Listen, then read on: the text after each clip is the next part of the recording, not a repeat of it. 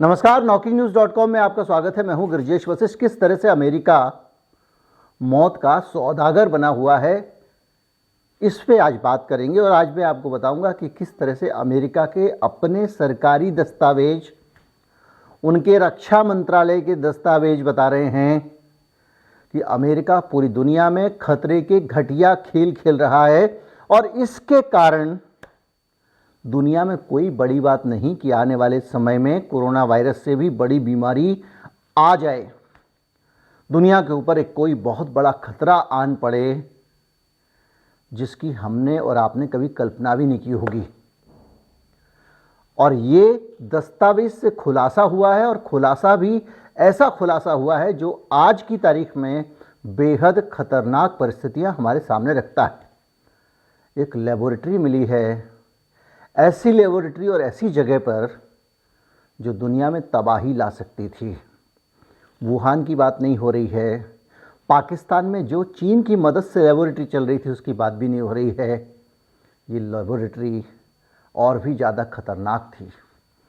क्या है पूरी स्टोरी बताएंगे। अमेरिका में किसने खुलासा किया ये बताएंगे। किस तरह से अमेरिका की सरकार को अब बगलें झांकनी पड़ रही है ये बताएंगे। कहीं मत जाइए, चैनल को सब्सक्राइब कर लिए। और आज एक ऑफर भी है आपके लिए, वो भी आपको इस वीडियो में बताएंगे। मैं अभी हाजिर हुआ।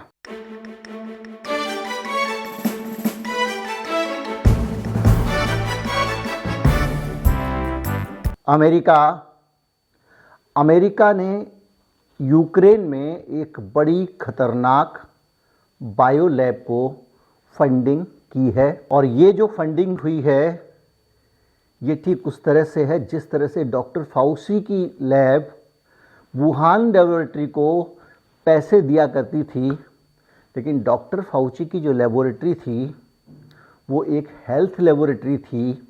वो अगर वुहान लेबोरेटरी को फंडिंग करती थी तो एक बार के लिए एक्सक्यूज़ हो सकता है कि इसका मकसद वैज्ञानिक था, क्योंकि ये डॉक्टर कुछ कर रहे थे। लेकिन क्या कहा जाए कि किसी देश का मिलिट्री डिपार्टमेंट, रक्षा डिपार्टमेंट, पेंटागन जैसा डिपार्टमेंट दुनिया के किसी कोने में एक ऐसी लैब चला रहा हो जो एंथ्रेक्स लैब है।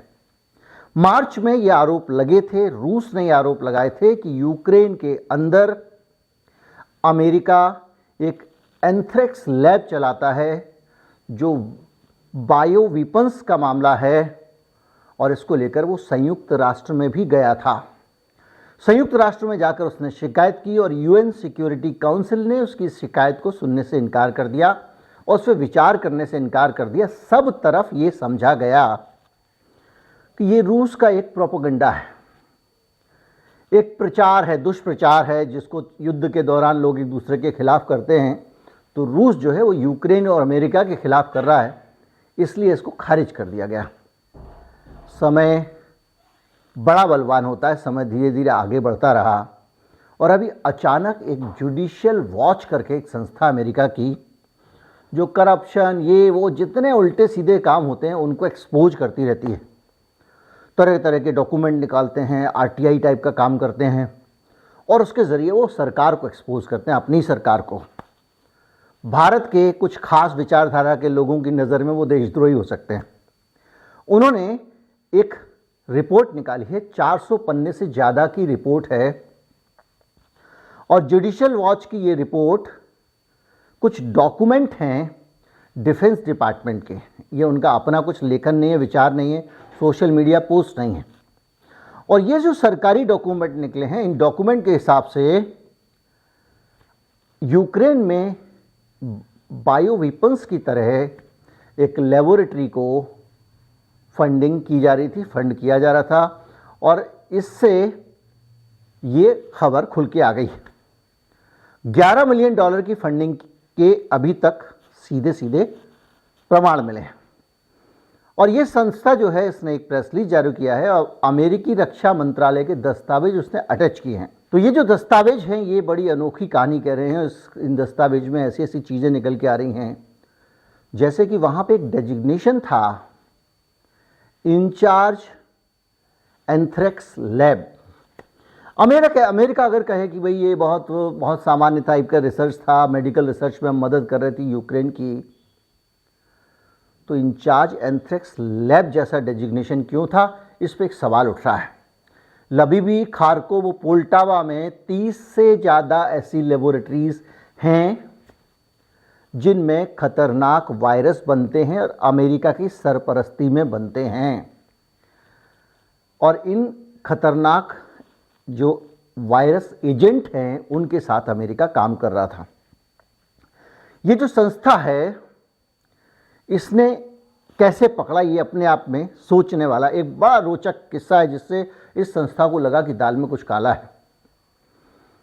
इस संस्था ने एक बयान से खबर को पकड़ा। हुआ ये कि जो विदेश मामलों की अंडर सेक्रेटरी अमेरिका की विक्टोरिया नुलैंड, उनके मुंह से एक बात निकल गई। उन्होंने कहा कि यूक्रेन के साथ मिलकर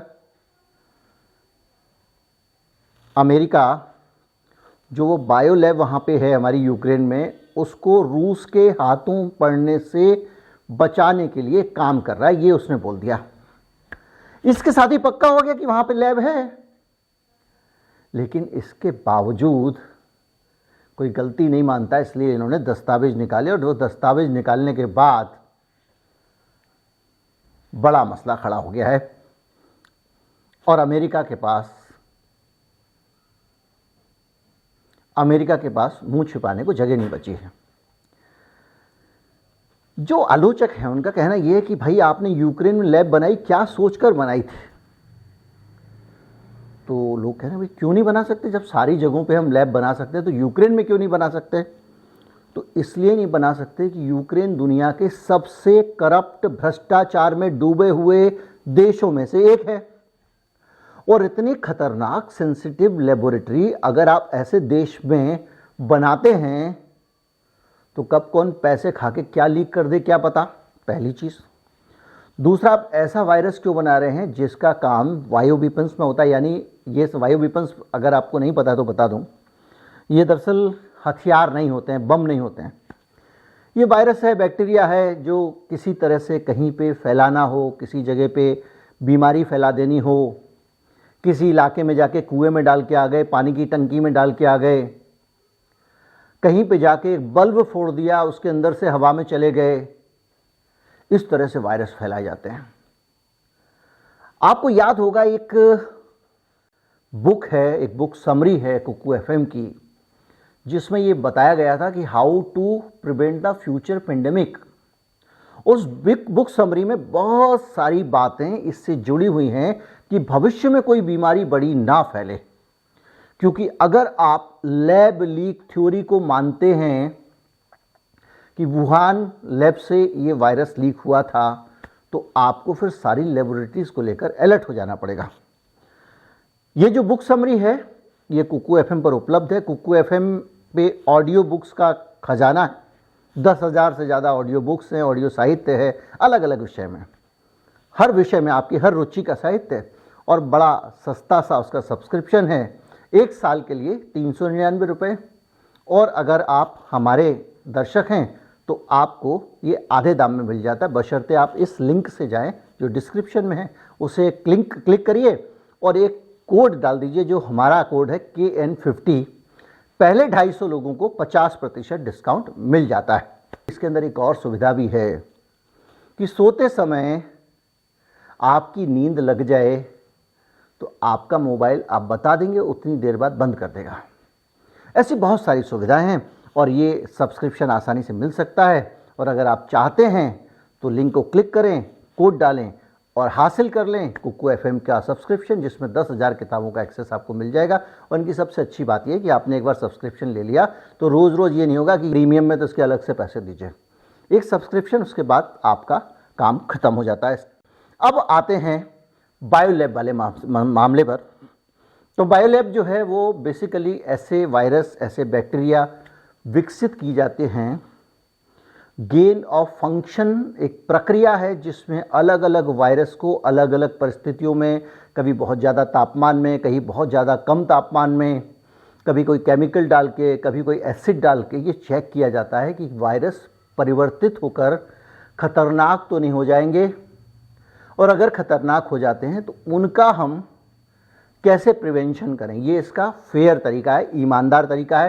लेकिन इसका बेईमान तरीका ये है कि आप खतरनाक वायरस की खोज कर रहे होते हैं, ऐसे वायरस जिसको इंसान मार ना सके, हजारों साल पुराने वायरस, वो भी निकाल के आप कोशिश करते हैं। तो ये लैब थी और इस लैब के जरिए समझ लीजिए कि लोगों को बड़ी संख्या में मारने का ये एक टेक्नोलॉजी थी, जैसा आरोप लग रहा है। तो एक करप्ट देश में इस तरह की लैब क्यों लगाई गई, ये अमेरिका में आरोप लग रहे हैं। रिपोर्ट खुद की डिफेंस मिनिस्ट्री की है, वो भी 400 पन्ने से ज़्यादा की। एक और चीज़ कही जा रही है, वो ये कही जा रही है कि उस जगह पे, उस देश में जहां युद्ध चल रहा है और वहां पे बम गिर रहे हैं,